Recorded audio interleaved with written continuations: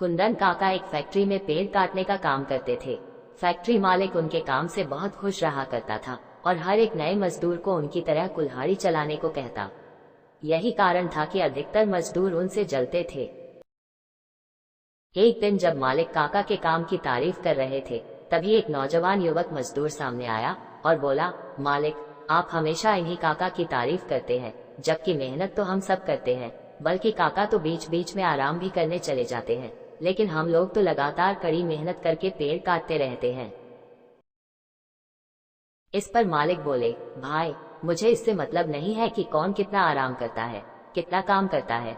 मुझे तो बस इससे मतलब है दिन के अंत में किसने सबसे अधिक पेड़ काटे, और इस मामले में काका आप सबसे 2-3 पेड़ आगे ही रहते हैं, जबकि उनकी उम्र भी काफी हो चली है। पर मजदूर को ये बात अच्छी नहीं लगी। वो बोला, मालिक, अगर ऐसा है तो क्यों न कल पेड़ काटने की प्रतियोगिता हो जाए। कल दिन भर में जो सबसे अधिक पेड़ काटेगा वही विजेता बनेगा। मालिक तैयार हो गए। अगले दिन प्रतियोगिता शुरू हुई।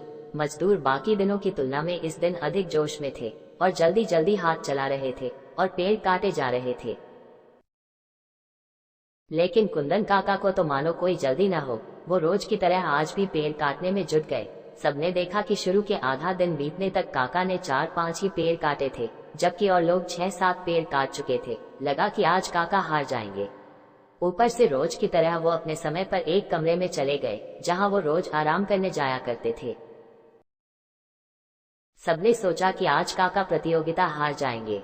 बाकी मजदूर पेड़ काटते रहे थे। काका कुछ देर बाद अपने कांधे पर कुल्हाड़ी टांगे लौटे और वापस अपने काम में जुट गए। तय समय पर प्रतियोगिता खत्म हुई। अब मालिक ने पेड़ों की गिनती शुरू की। बाकी मजदूर तो कुछ खास नहीं कर पाए थे, लेकिन जब मालिक ने उस नौजवान मजदूर के पेड़ों की गिनती शुरू की तो सब बड़े ध्यान से सुनने लगे। 1, 2, 3, 4, 9, 10 और ये 11। सब ताली बजाने लगे, क्योंकि बाकी मजदूरों में से कोई 10 पेड़ भी नहीं काट पाया था। अब बस काका के काटे पेड़ों की गिनती होनी बाकी थी। मालिक ने गिनती शुरू की। 1, 2, 3, 4, 9, 10 और ये 11 और आखिरी में ये 12वां पेड़। मालिक ने खुशी से ऐलान किया। कुंदन काका प्रतियोगिता जीत चुके थे। उन्हें 1000 रुपये इनाम में दिए गए। तभी उस हारे हुए मजदूर ने पूछा, काका, मैं अपनी हार मानता हूँ, लेकिन कृपया ये तो बताइए कि आपकी शारीरिक ताकत भी कम है और ऊपर से आप काम के बीच आधे घंटे विश्राम भी करते हैं, फिर भी आप सबसे अधिक पेड़ कैसे काट लेते हैं? इस पर काका बोले, बेटा, बड़ा सीधा सा कारण है इसका। जब मैं आधे दिन काम करके आधे घंटे विश्राम करने जाता हूँ, तो उस दौरान मैं अपनी कुल्हाड़ी की धार तेज कर लेता हूँ, जिससे बाकी समय में मैं कम मेहनत के साथ तुम लोगों से अधिक पेड़ काट पाता हूँ। सभी मजदूर आश्चर्य में थे कि सिर्फ थोड़ी देर धार तेज करने से कितना फर्क पड़ जाता है।